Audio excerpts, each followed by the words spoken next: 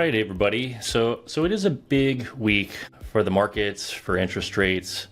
The Fed meets in Jackson Hole. This happens once per year, so it's an annual meeting. And everyone's eyes is on Jerome Powell and his big speech and kind of what he's going to indicate moving forward, especially for the next Fed meeting in September. What we all expect is that he's going to start to indicate a change in the Fed's perspective, otherwise known as the Fed pivot. Of course, he could remain hawkish. We don't really know, but the hope is that in his speech, he's going to indicate it's a turn of the tides and that the market can expect the first interest rate cut to begin in the first Fed meeting in September. Okay, so we're looking out for that. What's interesting about the timing is he gives that speech on Wednesday this week. On Wednesday morning at 7 a.m. Pacific Standard Time, the BLS makes their annual adjustment looking back a year to the jobs report data.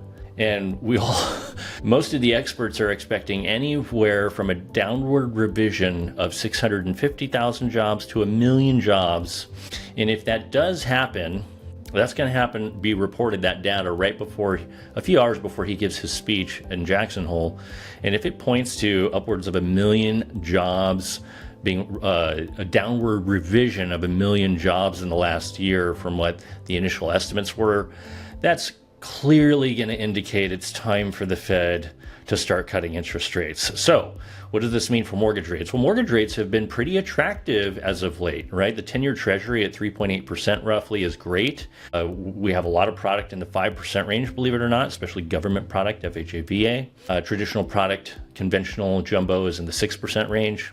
So interest rates are starting to really come in line. This could continue to help interest rates come down even further. So all eyes are on the Fed and the Jackson Hole meeting. Pay attention to the big annual BLS jobs report revision as well. I'll keep you posted on both of those items. We're heading into the holiday season shortly here. We're heading into the election season. It's a fascinating time. It's my commitment to you to continue to give you my perspective as a mortgage guy about how this is going to impact the real estate and mortgage industry.